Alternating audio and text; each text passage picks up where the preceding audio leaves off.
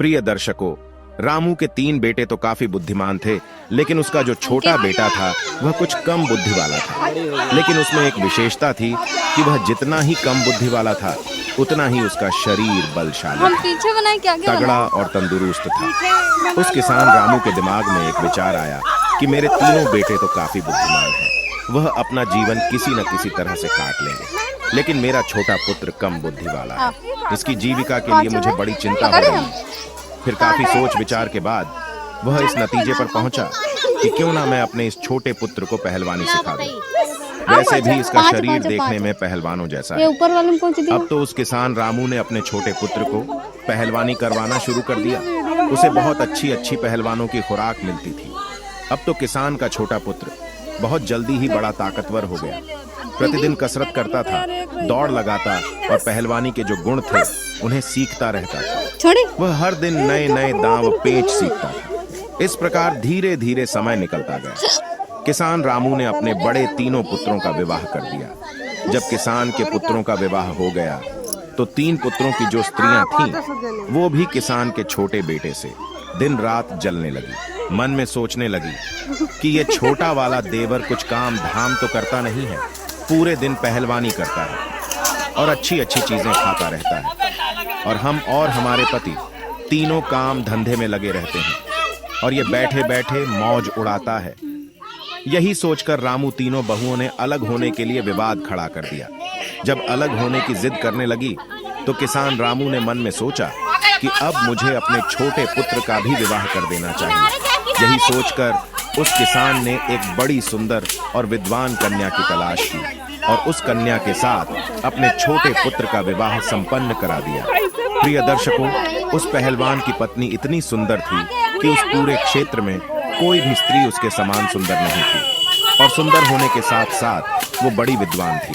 उसे 14 विद्याओं का ज्ञान था। अब विवाह होने के बाद चारों पुत्रों को किसान ने अलग अलग कर दिया ताकि घर में किसी बात को लेकर विवाद ना हो।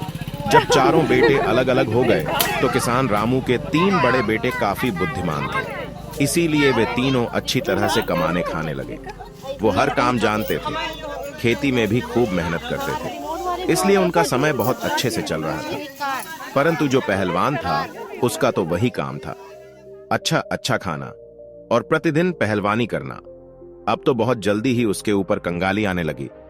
उसकी पत्नी उससे दिन रात लड़ने लगी, कहती थी कि तुम कोई काम नहीं करते हो, दिन भर खाली पड़े रहते हो, खाने को अच्छा अच्छा चाहिए, इस तरह से हमारा गुजारा कैसे होगा।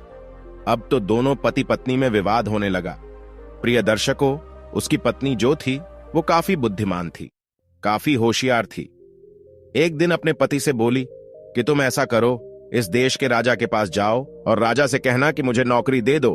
तो पहलवान कहने लगा कि यह तुम क्या कह रही हो, मैं तो कोई काम ही नहीं जानता हूं, केवल कुश्ती लड़ सकता हूं और भोजन कर सकता हूं, और कोई काम तो मुझे कुछ आता ही नहीं है। तो राजा के यहां मुझे नौकरी कैसे मिल जाएगी, और मिल भी जाएगी तो मैं वहां क्या काम करूंगा। तो वो पत्नी कहने लगी कि तुम इस बात की चिंता मत करो कि मैं कुछ नहीं जानता हूं, मैं जो कहती हूं वो तुम करो। मेरे कहने से तुम महाराज के पास जाओ और महाराज से कहो कि महाराज, मैं आपके यहां नौकरी करना चाहता हूं। राजा जब तुम्हें नौकरी देने को तैयार हो जाए तो तुम उसके यहां लखटकिया के पद पर नौकरी पर लगना। पत्नी की बात सुनकर पहलवान कहने लगा कि लखटकिया क्या होता है।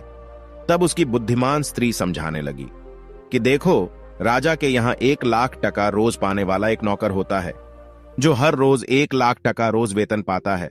उसका काम यह होता है कि जो काम राजा से न हो सके, उसकी सेना से न हो सके, उसके किसी मंत्री से न हो सके, तो उस काम को लखटकिया को करना पड़ता है। तो पहलवान बोला कि मैं तो कुछ जानता भी नहीं हूं, फिर मैं उस काम को कैसे करूंगा। तब पत्नी बोली, देखो तुम चिंता मत करो, मैं हूं ना, आप तो बस चले जाओ वहां और महाराज से कहना कि मुझे लखटकिया की नौकरी चाहिए। प्रिय दर्शकों, पहलवान अपनी पत्नी की बात सुनकर उदास मन से राजा के दरबार को चल देता है। जब राजा के दरबार में पहुंचा तो महाराज ने देखा कि बड़ा बलवान पहलवानों जैसा शरीर वाला एक आदमी मेरे दरबार में आया है। तो राजा समझ गए कि शायद ये व्यक्ति नौकरी की तलाश में आया होगा। महाराज ने उससे पूछा कि आप किस लिए आए हैं। तो वह कहने लगा कि महाराज, मुझे नौकरी चाहिए। राजा ने पूछा, अच्छा ठीक है, आप हमें बताओ कि आप करोगे क्या, आप क्या कर सकते हो। तब वो पहलवान कहता है, महाराज, जो काम आपसे नहीं होगा, जो काम आपकी सेना से नहीं होगा, किसी मंत्री से नहीं होगा, वो काम मैं करूंगा, परंतु इसके बदले में मैं आपसे 1,00,000 टका रोज का वेतन लूंगा। राजा कहने लगा, तो अच्छा लखटकिया की नौकरी करोगे। वो पहलवान कहने लगा, जी महाराज। राजा ने अपने मंत्रियों से विचार विमर्श किया और कहा कि देखो तो जरा, क्या हमसे पहले कभी किसी राजा ने किसी लखटकिया को नौकरी पर रखा है या नहीं। अब तो राजा के मंत्री ने जब पहले दस्तावेजों में देखा तो उन्हें पता चला कि महाराज के पिता ने ही एक लखटकिया को रखा था। तो मंत्री कहने लगा, महाराज, आपके पिता ने भी एक लखटकिया को नौकरी पर रखा था। अपने मंत्री की बात सुनकर राजा ने कहा, तो ठीक है, हम भी अपने यहां एक लखटकिया को रखते हैं। यही सोचकर राजा ने उस पहलवान को लखटकिया के रूप में अपने यहां नौकरी दे दी। लखटकिया कहने लगा, तो ठीक है महाराज, आप मुझे रहने के लिए कोई अच्छा सा कमरा दे दीजिए। जब भी कोई ऐसा काम पड़ेगा जो आपसे ना हो, आपकी सेना से ना हो, आपके किसी मंत्री से ना हो, तो आप खबर भेजकर मुझे बुलवा लेना। राजा ने उस पहलवान को अपने यहां जो शाही बाग था उसमें रहने को कह दिया। उस शाही बाग में एक बहुत सुंदर महल बना हुआ था। राजा ने कहा, हे लखटकिया, तुम इस महल में आराम से रह सकते हो। जब मुझे आवश्यकता पड़ेगी तो मैं आपको बता दूंगा।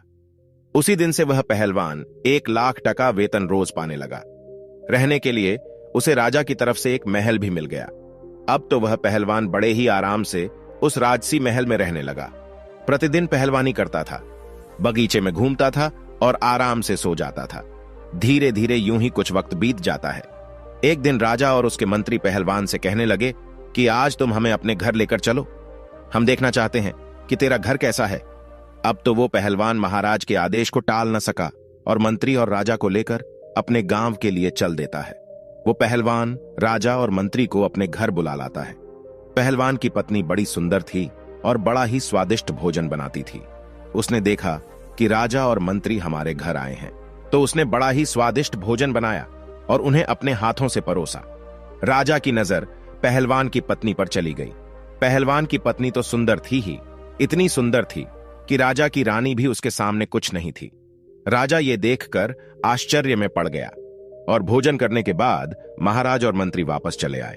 अब राजा मंत्री से कहने लगा कि मंत्री, इस पहलवान की पत्नी कितनी सुंदर है, हमारी रानी भी इतनी सुंदर नहीं है। मंत्री ने कहा, हां महाराज, सुंदर तो है, परंतु क्या किया जाए, ये तो अपना अपना नसीब। किसी के नसीब में सोना है तो किसी के नसीब में मिट्टी भी नहीं। राजा बोला, मंत्री, मुझे ये बताओ कि हम इसकी पत्नी को पाना चाहते हैं, किस तरह से हम इसकी पत्नी को अपनी पत्नी बना सकते हैं, हमें क्या करना चाहिए। प्रिय दर्शकों, कहते हैं राजा, योगी, अग्नि, जल इनकी उल्टी रीत है, इनसे हमेशा बचकर चलो। राजाओं के उलटे नियम होते हैं। राजा और मंत्री सोचने लगे, पहलवान की पत्नी को राजा के महलों में कैसे लाया जाए। अब तो वे उसी दिन से पहलवान की पत्नी को हड़पने का षड्यंत्र रचने लगे। धीरे धीरे कुछ समय और बीत जाता है। इधर महाराज की जो मां राजमाता, वह बीमार पड़ जाती है। जब राजमाता बीमार पड़ गई तो महाराज ने बड़े बड़े वैद्य को उन्हें दिखाया, परंतु किसी भी वैद्य का उपचार उन्हें ठीक नहीं कर पाया। राजमाता के पेट दर्द होता था, उनके बदन दर्द की बीमारी बढ़ती चली गई। कोई भी वैद्य हकीम उनका इलाज नहीं कर सका। एक दिन एक वैद्य जी आए। मंत्री ने मन में विचार किया कि मुझे कुछ षड्यंत्र रचना चाहिए। वैद्य को देखकर मंत्री कहने लगा, वैद्य जी, हमारे महाराज की मां राजमाता बीमार है, क्या आप उनका इलाज कर सकते हैं। वैद्य ने कहा, हां, हम अवश्य उनका इलाज कर देंगे। मंत्री ने कहा, देखो जी, आपको इलाज मेरे अनुसार करना होगा। मंत्री ने कहा, मैं आपको 50 स्वर्ण मुद्राएं दूंगा। आप जब उनका इलाज करो तो इलाज के लिए तुम उनसे ऐसी वस्तु मंगवाना जो कहीं भी उपलब्ध ना हो। वैद्य को जब 50 स्वर्ण मुद्राएं पकड़ा दिए तो वैद्य लालच में आ गया। वैद्य कहने लगा, चलो मंत्री जी, मैं ऐसा ही करूंगा। अब तो मंत्री वैद्य को लेकर राज दरबार में आता है और राजा से कहता है, महाराज, ये वैद्य जी बड़े ही माने हुए हैं, इन्हें मैं काशीपुरी से बुलाकर लाया हूं। ये वैद्य जी राजमाता का इलाज करना चाहते हैं। महाराज बोले, तब तो बड़ी ही प्रसन्नता की बात है। राजा फौरन उस वैद्य को साथ लेकर के राजपुरोहित, सेनापति और मंत्री को साथ लेकर अपनी राजमाता के पास जाता है। राजमाता का इलाज करने में वहां पहले से कई वैद्य लगे हुए थे। वैद्य जी ने राजमाता की नब्ज देखी और नब्ज देखकर राजा से कहा, हे महाराज, इनका इलाज होना अब संभव नहीं है। राजा एकदम घबरा गया, कहने लगा, क्यों वैद्य जी, क्या बात है? वैद्य जी ने कहा, हे राजन, आपकी माता को सिर्फ एक ही वस्तु ठीक कर सकती है। राजा कहने लगा, बताओ वो है क्या? वैद्य बोला, वो वस्तु बड़ी ही दुर्लभ है, इतनी आसानी से नहीं मिल सकती। राजा बोले कि आप बताओ तो सही, मैं उस औषधि को कुछ भी करके ढूंढ कर लाऊंगा। तब वैद्य जी ने बताया कि महाराज, यदि आप 4 हो रोबीला मंगवा दो तो आपकी मां ठीक हो सकती है। 4 हूर बीला को मंगाकर आप उनका तेल निकलवाएं और उस तेल की मालिश राजमाता के शरीर पर करवाएं। राजमाता बहुत जल्दी स्वस्थ हो जाएंगी। वैद्य की बात सुनकर के राजा मन में विचार करने लगा कि अवश्य हम उस हूर बीला जानवर को मंगवाएंगे, वो कहां मिलता है? वैद्य कहने लगा, वो हूर बीला हिमालय के जंगलों में मिलते हैं। वही वैद्य राजमाता का इलाज करने में लग जाता है और महाराज दरबार में आते हैं। दरबार में आकर महाराज ने अपने समस्त सभासदों को बुलाया, मंत्रियों को बुलाया, सेनापतियों को बुलाया और उनसे कहा कि कोई भी ऐसा योद्धा है जो हूर बीला नाम के जानवर ला सके। ये बात सुनकर के कुछ समझदार व्यक्ति कहने लगे, महाराज, ये हूर बीला क्या होता है? हमने आज तक तो ये नाम नहीं सुना। राजा कहने लगे, ये कोई एक प्रजाति का जानवर है जो हिमालय के जंगलों में रहता है। राजा की बात सुनकर के संपूर्ण दरबारी चुप हो गए, क्योंकि जिस हूर बिला की बात राजा कर रहे थे, आज तक किसी ने उस जानवर को नहीं देखा था। अब तो राजा उन्हें चुपचाप देखकर मंत्री से कहने लगे कि मंत्री, ऐसे तो काम नहीं चलेगा। राजमाता को बचाने के लिए हमें हूर बीला जानवर को लाना ही होगा। मंत्री कहने लगा, महाराज, ये बड़ा अच्छा मौका है। जो पहलवान हमारे यहां 6 महीने से केवल बैठे बैठे तनख्वाह ले रहा है, वो किस दिन काम आएगा? क्यों ना ये हूर बीला उसी से मंगाया जाए। आप उसे बुलाकर उससे कहे कि वो 2 महीने के अंदर हूर बीला को लाकर दे, नहीं तो उसे फांसी पर चढ़ा दिया जाएगा और महाराज इस तरीके से वह हूर बीला को लेने जाएगा। अगर वो ले आता है तब तो ठीक है, राजमाता बच जाएगी। अगर वह मर जाता है तो और भी अच्छी बात है, उसकी पत्नी फिर आपके लिए रह जाएगी। आप उसे राजमहल में ले आना। राजा की नीयत तो पहले से ही पहलवान की पत्नी पर थी। राजा कहने लगा, वाह मंत्री, क्या अच्छा सुझाव दिया है। पहलवान अभी हूर बिला नहीं ला सका तो हम उसको फांसी पर चढ़ा देंगे, क्योंकि वो 6 महीने से $1,00,000 रोज ले रहा है। अब तो राजा ने बिना देर किए 4 सिपाही भेजे और पहलवान को अपने दरबार में बुला लिया।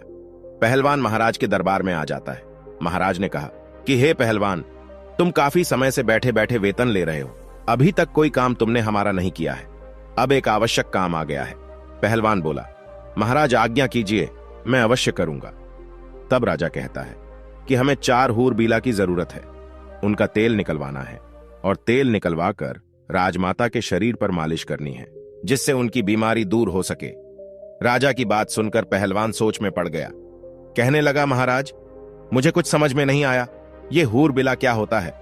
राजा ने कहा, हम भी नहीं जानते, लेकिन तुम्हें लाना है।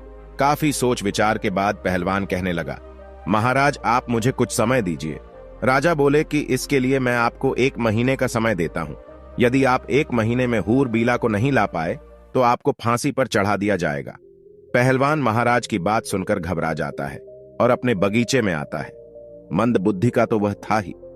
मन में विचार करने लगा कि चलो देख लूंगा, अगर कहीं मिलेगा तो हमारे पास 2 महीने का समय है। इस प्रकार 4 दिन का समय तो वह वहीं पर निकाल देता है। अब इधर राजा और मंत्री और सेनापति मन में विचार करने लगे कि लगता है वो अभी तक हूर बिला को लेने नहीं गया है। 4 दिन से आराम से बाग में सो रहा है। आप उसके पास जाइए और उससे कहिए कि वह जल्दी से जल्दी हूर बिला को लेकर आए, वरना हम उसे फांसी पर चढ़ा देंगे। ये बात सुनकर के राजा कहने लगे, ठीक है, मैं जाता हूं और देखता हूं कि वो अभी तक क्यों नहीं गया है। ऐसा विचार करके राजा उस पहलवान के घर पर जाते हैं। पहलवान ने ये बात अपनी पत्नी को कभी नहीं बताई थी। पहलवान की पत्नी बड़ी विद्वान थी। उसने एक 100 हाथ गहरा कुआं अपने आंगन में खुदवा रखा था और कुएं के ऊपर उसने एक खाट बिछा रखी थी। उस चारपाई को उसने कच्चे सूत से बनवाया था। उसके ऊपर एक बहुत सुंदर मखमली बिस्तर लगा दिया था। इधर जब राजा ने दरवाजा खटखटाया और आवाज लगाई तो पहलवान की पत्नी ने आकर दरवाजा खोला और द्वार पर राजा को देखकर कहने लगी, महाराज आप। तो उस पहलवान की पत्नी ने राजा का बड़ा स्वागत किया और कहने लगी, कि महाराज आप यहीं बाहर बिराजो, मैं आपके लिए भोजन लेकर के आती हूं। राजा ने कहा कि हे पहलवान, तुम काफी समय से बैठे बैठे वेतन ले रहे हो, अभी तक कोई काम तुमने नहीं किया है। अगर कहीं मिलेगा तो हमारे पास 2 महीने का समय है। इस प्रकार 4 दिन का समय तो वह वहीं पर निकाल देता है। महाराज आप मुझे कुछ समय दीजिए, राजा बोले, महाराज आज्ञा कीजिए, मैं अवश्य करूंगा। मेरे पति इस समय घर पर नहीं है। राजा कहने लगा, अरे नहीं नहीं, मैं बाहर क्या करूंगा, मैं तो आपके साथ अंदर चलता हूं। अब तो राजा पहलवान के बारे में उसकी पत्नी से गलत बातें करने लगा। कहने लगा, हे सुंदरी, लगता है पहलवान आपको अच्छे से नहीं रखता है। अरे वो आपको क्या अच्छे से रखेगा, वो तो खुद दूसरे की नौकरी करता है। अगर तुम हमारे महलों की रानी होती तो जिंदगी कितनी खूबसूरत होती। राजा के मुख से जब इस तरह की मीठी मीठी बातें पहलवान की पत्नी ने सुनी तो वह समझ गई कि लगता है राजा की नीयत खराब है, इसलिए अब इनको सबक सिखाना चाहिए। पहलवान की पत्नी ने राजा से कहा कि आओ महाराज, अंदर आइए, आप ठीक कह रहे हैं, पहलवान किसी भी तरह से मेरे योग्य नहीं है, अब मैं ही उसको छोड़ दूंगी और आज से मैं तुम्हारे साथ रहूंगी। उसने और भी दिमाग से काम लिया। अब तो राजा उसकी बातों में आ गया और उसके साथ अंदर चला जाता है। उसके महल में पहलवान की पत्नी ने क्या किया, जो उसने कच्चे सूत का पलंग बनाकर कुएं के ऊपर बिछा रखा था, उसके ऊपर मखमल की चद्दर बिछा दी थी। उसने राजा से कहा कि आप इस चारपाई पर बैठिए, मैं आपकी सेवा करती हूं। जैसे ही राजा उस चारपाई पर बैठता है तो कच्चे धागे से बना हुआ वो पलंग टूटकर उसी कुएं में गिर जाता है। राजा उस कुएं में गिर जाता है। महाराज सोचने लगे कि ये क्या हुआ, अब तो मैं फंस गया। इधर महाराज नीचे गिर जाते हैं और उधर पहलवान बड़े आराम से समय पास कर रहा था। जब सुबह हुई तो पहलवान की पत्नी ने अपने अपने देवर जेठ के पुत्रों को बुलाया। उनके कई पुत्र थे। उन्हें बुलाया और उनसे कहा कि मैं आपको 2 स्वर्ण मुद्राएं दूंगी, इसमें एक व्यक्ति है, उसे बाहर निकालो। उसके पुत्रों ने उस राजा को बाहर निकाला और आदेश दिया कि इसको बांधकर इसके ऊपर 50 कोड़े लगाए जाएं। अब तो पहलवान की पत्नी के आदेश पर राजा को 50 कोड़े लगाए गए और कहा कि इसको वापस इसी कुआं में डाल दीजिए। उन पुत्रों ने वापस उसको कुएं में डाल दिया। पहलवान की पत्नी ने कहा कि 1 मटके में पानी और 2 रोटी इस कुएं में नीचे रख दो। रस्सी की सहायता से रोटी और पानी भी कुएं में पहुंचा दिया। अब तो रोजाना राजा के साथ वैसा ही व्यवहार किया जाता था। उधर राजा मन में विचार करने लगा कि अब तो मैं बहुत बुरा फंस गया हूं। अब तो उसके भतीजे रोज उसको कुएं से निकालते और 50 कोड़े मारकर फिर से कुएं में डाल देते थे। राजा को पिटते पिटते 3 से 4 दिन हो गए। राजा जब अपने दरबार में नहीं पहुंचा, अपने घर नहीं पहुंचा, तो मंत्री विचार करने लगा कि महाराज को क्या हुआ। महाराज काफी दिन से पहलवान की पत्नी के पास गए थे, न जाने क्या कर रहे हैं, मुझे भी चलकर देखना चाहिए। ऐसा विचार करके मंत्री भी चल देता है और जब काफी अंधेरा हो जाता है तो मंत्री उस पहलवान की पत्नी के महल के द्वार पर पहुंच जाता है। आवाज लगाई तो पहलवान की पत्नी बाहर आती है। बाहर आकर देखा तो राजा के मंत्री थे। मंत्री कहने लगा कि देखो, मैं राजा का मंत्री हूं और आपसे मिलने आया हूं। पहलवान की पत्नी बोली, आप क्यों आए हैं? पहलवान की पत्नी के ऊपर मंत्री की भी नीयत खराब थी। मंत्री कहने लगा कि मैं इसलिए आया हूं, देखो पहलवान तो अब मर ही जाएगा, वह जीवित नहीं रहेगा, क्योंकि वह हिमालय के जंगलों में गया है और तुम कहां अकेली यहां रहोगी, इसलिए तुम मेरे साथ चलो, मैं आपको महाराज के महलों में लेकर के चलूंगा। पहलवान की पत्नी ने जब मंत्री की बात सुनी तो वह उसके दिमाग को भी समझ गई। उसने फिर से दिमाग से काम लिया और कहने लगी, आप मेरे साथ आइए। इस प्रकार पहलवान की पत्नी मंत्री को बुलाकर अंदर ले गई और उसी खाट पर, जिस पर कच्चा सूत लगा हुआ था, उस खाट पर मंत्री को बैठा दिया। मंत्री जैसे ही खाट पर बैठा तो एकदम से कुएं के अंदर गिर पड़ा और राजा के ऊपर जाकर गिरा। राजा देखकर कहने लगा कि मंत्री जी, तुम यहां कैसे? मंत्री ने कहा, महाराज आप यहां कैसे? जवाब दिया, मैं पहलवान की पत्नी की खातिर खुशामद में हूं, अब तू भी आ गया है तो और भी अच्छा हुआ। इधर जब सुबह हुई तो पहलवान की पत्नी ने अपने जेठ के पुत्र थे, अपने कुटुंब के जो पुत्र थे, उन्हें बुलवाया। उनका रोजाना का नियम बन गया था। वो आए और उन्होंने एक रस्सी डाल दी और उन्होंने बोला, नंबर 1। तो राजा कहने लगा, मेरा नंबर आया है, पहले मैं ऊपर जाऊंगा। इस प्रकार वह राजा को रस्सी पकड़वाकर ऊपर चढ़ा लेते हैं और उसे खंबे से बांध देते हैं। फिर दूसरा रस्सा डाला, उसको बोल नंबर 2। तो मंत्री भी ऊपर आ गया, उसको भी खंबे से बांध दिया। फिर उनको 50-50 कोड़े लगाए, फिर से उसी कुएं में डाल दिया गया और कहा कि इनको 1 मटका पानी और 4 रोटी नीचे पहुंचा दो। रस्सी की सहायता से रोटी और पानी कुएं में नीचे पहुंचा दिया। अब तो राजा और मंत्री के साथ प्रतिदिन 50-50 कोड़े बरसने लगे। उनको रोजाना कोड़ों की मार पड़ने लगी। राजा और मंत्री दोनों के शरीर से चमड़ी उतर गई थी। इसी तरह से 10 दिन निकल जाते हैं। इधर राजा के सेनापति ने विचार किया कि राजा को ढूंढने के लिए मंत्री गया था, वह भी लौटकर अभी तक नहीं आया। मुझे भी चलकर देखना चाहिए कि उनके साथ आखिर क्या हुआ है। वो तो पहलवान की पत्नी के पास ही तो नहीं रुक गए, न जाने क्या कर रहे हैं। ये विचार करके सेनापति भी चल देता है। सेनापति जब शाम होने पर पहलवान के घर जाता है। इधर पहलवान की पत्नी ने आकर दरवाजा खोला, बाहर देखा तो सेनापति खड़ा था। पूछने लगी, आप कौन हैं? तो सेनापति कहने लगा कि हम महाराज के सेनापति हैं और तुम्हारे पास आज की रात्रि बिताना चाहते हैं, क्योंकि पहलवान की पत्नी बहुत सुंदर थी। जो एक बार उसे देख लेता था तो उस पर मोहित हो जाता था। सेनापति भी पहलवान की पत्नी पर मोहित हो गया। सेनापति की मंशा को वह अच्छी तरह समझ गई कि यह षड्यंत्रकारी है और मेरे पास आया है। पहलवान की पत्नी कहने लगी, हाँ आइए ना, आपका भी मेरे घर में स्वागत है। सेनापति भी उसकी बातों में फंस गया। सेनापति ने सोचा कि अब तो यह मेरी पत्नी होकर रहेगी, लेकिन पहलवान की पत्नी बड़ी विद्वान थी। उसने उस सेनापति को भी उसी खाट पर बैठने को कहा, और जैसे ही वह कच्चे सूत की खाट पर बैठा तो वह भी नीचे कुएं में गिर गया। उसमें राजा और मंत्री तो पहले से ही पड़े हुए थे। जब राजा ने और मंत्री ने सेनापति को देखा तो कहने लगे, सेनापति तुम? सेनापति बोला, जी महाराज, अरे आप भी इसी में हैं, मैं आपको ही तो ढूंढने आया था। राजा बोला, तुमने ढूंढ लिया हमें, अब सुबह देखना क्या होता है। सेनापति बोला, क्या होगा? मंत्री बोले, सुबह देखना, अभी चुपचाप सो जाओ। जब सुबह हुई तो पहलवान की पत्नी ने अपने देवर जेठ पुत्रों को बुलाया। वो सब लोग आए और उन्होंने आकर रस्सा नंबर 1 डाल दिया। उसे पकड़कर राजा ऊपर आ गया। राजा को रोज की तरह खंभे से बांध दिया, फिर दूसरा रस्सा डाला। मंत्री भी उसे पकड़कर ऊपर आ गया। इसी तरह से तीसरा रस्सा भी डालकर सेनापति को भी ऊपर निकाल दिया। इस प्रकार से पहलवान की पत्नी ने आदेश किया कि कैदी नंबर 1 को 25 कोड़े लगाए जाएं, कैदी नंबर 2 को 200 कोड़े मारे जाएं और कैदी नंबर 3 को 300 कोड़े मारे जाएं। पहलवान की पत्नी की बात सुनकर उन सभी पुत्रों ने कोड़े मारने शुरू कर दिए। कोड़ों की मार पड़ने से उनकी चमड़ी निकल आई।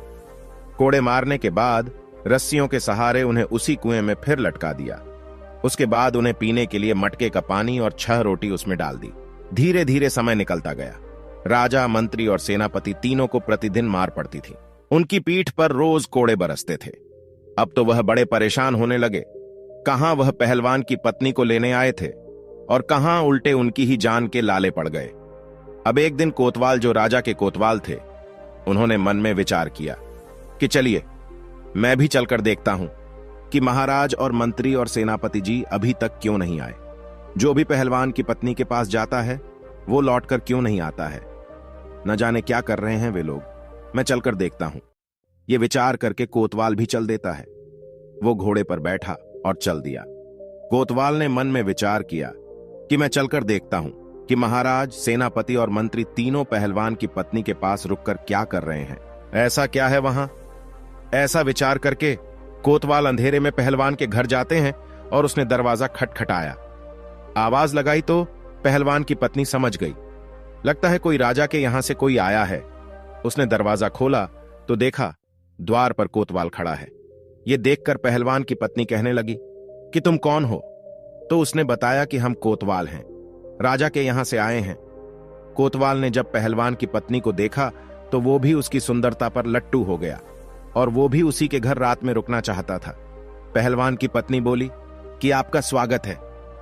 उसी रात कोतवाल को भी ले जाकर उसी कच्चे सूत के पलंग पर बैठा दिया और जैसे ही कोतवाल चारपाई पर बैठा, एकदम से नीचे कुएं में गिर गया।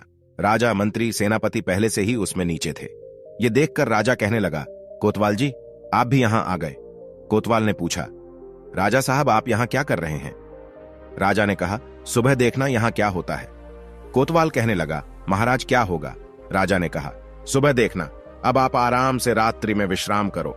इधर सुबह हुई तो पत्नी ने अपने देवर और जेठ के पुत्रों को बुलाया और 4 रस्सी उस कुएं में डलवाई।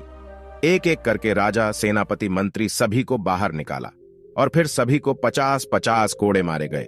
इसके बाद चारों को फिर नीचे उतार दिया और उनको एक मटका पानी और 8 रोटियां खाने को डाल दी। अब तो पहलवान की पत्नी का नियम बन गया। अपने देवर जेठ के पुत्रों को बुलाती, उन्हें बाहर निकलवाती और उनको 50-50 कोड़े लगवाती। उसी कुएं में फिर से उन्हें नीचे डाल देती अब तो वे चारों उस कुएं में पड़े पड़े बीमार पड़ने लगे। अब तो राजा मन में विचार करने लगा कि यहां से कैसे छूटा जाए। अब वे मन ही मन बहुत दुखी हो रहे थे। इधर पहलवान मन में विचार करने लगा कि अब मैं हूर बीला को कहां से लाऊं। अगर नहीं ले गया तो राजा निश्चित ही मुझे फांसी पर चढ़ा देगा। सोचने लगा, चलो अपनी पत्नी के पास चलता हूं, यदि वह कोई उपाय बता दे तो शायद मैं इस मुसीबत से निकल सकता हूं। निराश हृदय से पहलवान अपनी पत्नी के पास जाता है। जब अपने पति का चेहरा उदास देखा तो उसकी पत्नी पूछने लगी, ऐसा क्या कारण है जो आपका चेहरा इतना उदास है? तो वो कहने लगा, अब मुझे राजा फांसी की सजा देने वाला है। उसकी पत्नी ने पूछा, क्यों जी, राजा आपको फांसी पर क्यों चढ़ाएंगे? पहलवान ने कहा कि उसने मुझे ऐसा काम बताया है जो मुझसे होगा ही नहीं। पहलवान की पत्नी बोली कि बताओ तो सही, राजा ने तुम्हें क्या काम बताया है जिसको लेकर आप इतने चिंतित हैं? पहलवान ने सारी बात अपनी पत्नी को बताई और कहा कि महाराज ने मुझसे 4 हूरबिला मांगे हैं और वे हूरबिला हिमालय के जंगलों में मिलते हैं। राजा उनका तेल निकलवाएंगे। राजमाता बहुत बीमार है, उस तेल से राजमाता की मालिश की जाएगी। पत्नी कहने लगी, बस ये छोटी सी बात है, मैं तो घबरा गई थी, पता नहीं कौन सी बात होगी। अरे ऐसे हूरबिला तो हमारे जंगलों में काफी है, मैं अपने बालकों से कहकर पकड़वाकर आपको दे दूंगी। आप तब तक 4-5 दिन के लिए अपने ससुराल चले जाओ, उन्होंने आपको बुलाया है। पहलवान अपनी पत्नी के कहने पर अपने ससुराल चला जाता है। मंद बुद्धि का तो वह था ही। वो मन में विचार करने लगा, इसका मतलब मेरी मुसीबत मेरी पत्नी दूर कर देगी। इधर पहलवान की पत्नी ने अपने जो बच्चे थे, देवर जेठ के पुत्र, उन्हें आदेश दिया। उनसे कहा कि आप कुछ पंखों की व्यवस्था करो, चिड़िया के, कबूतर के, मोर के, समस्त पक्षियों के पंख ज्यादा से ज्यादा लेकर के आओ और एक कमरे में उन पंखों को भर दो। उसके देवर जेठ के पुत्र वो छोटे छोटे बालक ही थे। उन्होंने 2 दिन में ही कमरा पंखों से भर दिया। जब तीसरा दिन हुआ तो पहलवान की पत्नी ने अपने देवर जेठ के पुत्रों को बुलाया और उनसे कहा कि आप 2 क्विंटल तारकोल की व्यवस्था करो। इस प्रकार से तारकोल की व्यवस्था की गई। फिर उसके बाद उसे गर्म किया गया और गर्म करके जब वह पतला हो गया तो उसे ठंडा करने रख दिया। ठंडा हो जाने पर उसे एक बड़ी कड़ाही में भरकर रख दिया। जब तारकोल ठंडा हो गया तो उसे एक बड़ी कड़ाही में भरकर रख दिया। फिर उसके बाद उस कुएं में 1 नंबर रस्सा डाला गया तो राजा सोचने लगा, अरे आज तो मुझे दोपहर से ही बुलाया जा रहा है, रोजाना तो सुबह पिटाई होती थी, अभी तो दोपहर का समय है, क्या आज फिर मार पड़ने वाली है? तो राजा चुपचाप से ऊपर चढ़ जाता है। पहलवान की पत्नी वहां डंडा लेकर के बैठी थी। उसने राजा से कहा कि यह कढ़ाई रखी है, इसमें स्नान करो, यदि ज्यादा आनाकानी की तो इस डंडे की मार पड़ेगी। राजा चुपचाप डर के मारे उस तारकोल से भरे कढ़ाई में घुस जाता है और जब वह बाहर निकला तो संपूर्ण शरीर पर तारकोल लिपट गया। पहलवान की पत्नी बोली, इस कमरे में जाइए और इसमें आराम से लेट जाइए। राजा को उस कमरे में भेज दिया गया जिसमें हजारों पक्षियों के पंख पड़े थे। राजा जैसे ही उस कमरे में लेटा तो पक्षियों के सारे पंख उनके शरीर से चिपक गए। राजा जैसे ही उस कमरे में लौटे तो पूरे शरीर से पंख ही पंख चिपक गए। इसके बाद राजा को एक लोहे के खूंटे से बांध दिया। इस तरह से नंबर 2 रस्सा डाला गया। मंत्री को बुलाया गया।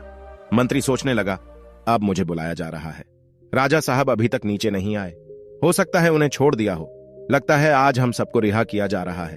तो मंत्री बड़ी जल्दी जल्दी ऊपर चढ़कर आ जाता है। ऊपर चढ़कर जब आया तो देखा कि पहलवान की पत्नी डंडा लेकर बैठी हुई है। मंत्री से कहा, चलो इस कढ़ाई में स्नान करो। मंत्री गिड़गिड़ाने लगा, परंतु पहलवान की पत्नी ने उसे बलपूर्वक उस कढ़ाई में गिरा दिया। जैसे ही कढ़ाई में मंत्री जी गिरे तो वो भी कोलतार में पूरे नहा गए। संपूर्ण शरीर काला हो गया, पूरे शरीर पर तारकोल चिपक गया। फिर उसके बाद मंत्री को भी उसी कमरे में भेजा गया जिसमें पंख पड़े हुए थे और उनसे लेटने को कहा कि जाकर उस कमरे में सो जाओ। जैसे ही मंत्री उस कमरे में जाकर लेटा तो पूरे शरीर पर उसके पक्षियों के पंख चिपक जाते हैं। मुंह पर, कान पर कहीं भी कुछ दिखाई नहीं देता है। इसके बाद उन्हें भी एक दूसरे खूंटे से बांध दिया। इसी तरह से चारों को निकाल दिया और तारकोल में स्नान कराया। उसके बाद कमरे में भेजकर कमरे में लिटाया गया। चारों के शरीर से पक्षियों के पंख चिपक गए। फिर चारों को अलग अलग लोहे के खूंटे से बांध दिया गया। इस प्रकार से मित्रों, जब 4 दिन बीत गए, उधर वो पहलवान अपने ससुराल से लौट कर आता है और आकर अपनी पत्नी से कहता है कि अब बताओ कि वह हूरबिला कहाँ है। मुझे महाराज से डर लग रहा है, 2 महीने का समय पूरा होने वाला है, नहीं तो राजा मुझे पूरे परिवार सहित फांसी दे देगा। तब उसकी पत्नी बोली कि आप इतना क्यों घबरा रहे हो, देखो मैंने पहले ही आपकी व्यवस्था कर दी है। चारों हूर बिला अंदर बंधे हैं। पहलवान ने देखा कि बड़े ही विचित्र 4 जानवर बंधे थे। देखने में इंसान जैसे लग रहे थे। शरीर काला था, जगह जगह पर पूरे शरीर में रंग बिरंगे भांति भांति के पंख लगे हुए थे। अब तो पहलवान बड़ा प्रसन्न होता है। पहलवान की पत्नी बोली कि आप इन्हें ले जाइए और एक डंडा लेकर जाना। यदि इनमें से कोई भी रास्ते में उत्पात करता है तो उसे डंडे से पिटाई कर देना। ये बड़े सीधे हैं, चुपचाप चले जाएंगे। पहलवान प्रसन्न मुद्रा में चारों को पकड़कर उन्हें लेकर चल देता है और अपने हाथ में एक बड़ा सा डंडा लेकर उनके पीछे पीछे चलता है। इधर मंत्री और राजा विचार करने लगे कि यदि हम इससे भागने की कोशिश करेंगे तो यह बड़ा पहलवान है, हमें उठा उठाकर पटक देगा और हमें मार भी सकता है। इसलिए चुपचाप इसके साथ चलने में ही भलाई है। जब वह पैदल उन्हें लेकर के आया तो अपने बगीचे में आ गया। शाम का वक्त था। मन में विचार करने लगा कि इन्हें सुबह महाराज के दरबार में पेश करूंगा। अब मैं आराम से सो जाता हूं। उन चारों को एक कोठरी में बंद कर देता है और एक कमरे में बंद कर दिया। अब राजा, मंत्री, कोतवाल और सेनापति विचार करने लगे, यदि सुबह पहलवान ने हमें दरबार में पेश किया तो फिर रानी हमारा तेल निकलवा लेगी, क्योंकि उन्हें भी शीघ्रता है राजमाता को ठीक कराने की। राजपुरोहित कल ही हमारा तेल निकलवा देंगे, अर्थात अब हमारी मृत्यु निश्चित है। इसलिए कोई उपाय कीजिए। यदि तेल भी नहीं निकलवाया तो संपूर्ण शहर में हमारी हंसी हो जाएगी। तो राजा कहने लगे कि इस कमरे से गुप्त सुरंग हमारी रानी के महल तक जाती है। आप ऐसा कीजिए, इस पत्थर को उठाइए और मुझे उस सुरंग में उतार दीजिए। उन चारों ने जोर लगाकर पत्थर उठाया और राजा को सुरंग से नीचे उतार दिया। राजा सुरंग के माध्यम से अपने महलों में पहुंच जाते हैं। राजा ने महल में जाकर के आवाज लगाई और महल में से जब रानी ने निकलकर देखा तो राजा को देखकर वह एकदम से घबरा गई, क्योंकि राजा का तो विचित्र रूप था। उनके शरीर पर पंख ही पंख लगे हुए थे। ऐसा जानवर या आदमी उसने आज तक नहीं देखा था। रानी चीख पड़ी। रानी की आवाज सुनकर नौकर चाकर, दास दासियां और कुछ सैनिक वहां इकट्ठे हो जाते हैं। सबने मिलकर महाराज की बहुत पिटाई की। कहने लगे, मारो, न जाने कौन सा जानवर आ गया है। राजा चिल्ला चिल्ला कर कह रहे थे कि मुझे मारो मत, मैं राजा हूं। लेकिन वहां राजा की कोई नहीं सुन रहा था। काफी पीटने के बाद राजा की आवाज रानी पहचान लेती है। तब रानी ने पूछा, यदि आप राजा हैं तो फिर ये क्या हुआ? ये आपने क्या हुलिया बना रखा है? राजा बोला, पहले शांत हो जाओ और चुपचाप मुझे कमरे में ले चलो और थोड़े से मिट्टी के तेल की व्यवस्था करो। मुझे जल्दी जल्दी उस मिट्टी के तेल में स्नान कराओ। रानी ने अपने नौकर से कहकर मिट्टी का तेल मंगवाया और राजा को उस मिट्टी के तेल में स्नान कराया, जिससे राजा के शरीर का जो कोलतार था वह छूट गया। और फिर राजा को स्नान कराया तो राजा का पूरा शरीर लाल पड़ गया था। पूरे शरीर पर कोड़े की चोट के निशान बने हुए थे। अब तो राजा रात्रि को आराम से अपने महल में सो जाता है और सुबह कपड़े पहनकर अपने दरबार में जाकर बैठ जाता है। इधर जब सवेरा होता है उधर पहलवान जागता है और उसने जाग करके वह कमरा खोला तो उसने देखा कि उसमें से एक गायब था। 3 ही हूर बीला बचे थे। अब तो वो डंडा लेकर उन तीनों को मारने लगा। पूछने लगा, बताओ एक कहां है? तीनों कहने लगे, देखो भाई, हमें मारो मत, हम आपको सब कुछ बता देंगे। पहलवान कहने लगा, नहीं नहीं, हमें जल्दी बताओ। राजा अगर पूछेगा कि चौथा कहां है तो वह हमें फांसी लगा देगा। वो तीनों कहने लगे, देखो, जब राजा तुमसे यह कहे कि चौथा कहां है तो तुम ये कह देना कि हमें सब पता है, हम तुम्हारी पोल खोल देंगे। तब राजा समझ जाएगा और वह तुमसे कुछ नहीं कहेगा। ये सुनकर पहलवान प्रसन्न होता हुआ उन तीनों को लेकर राजा के दरबार में उपस्थित होता है। संपूर्ण दरबार उन्हें देखकर अचंभित हो जाती है। पूरा दरबार हंसने लगा, सोचने लगा कि यह तो बड़े विचित्र जानवर हैं, ऐसे जानवर तो हमने पहले कभी नहीं देखे। राजा को पहलवान ने उन तीनों हूर बीला को सौंप दिया। तीनों को देखकर राजा कहने लगा, अरे पहलवान, मैंने तो तुझसे 4 हूर बीला मांगे थे, ये तो 3 है, एक कहां है? मैं तुम्हें अभी फांसी पर चढ़ा दूंगा।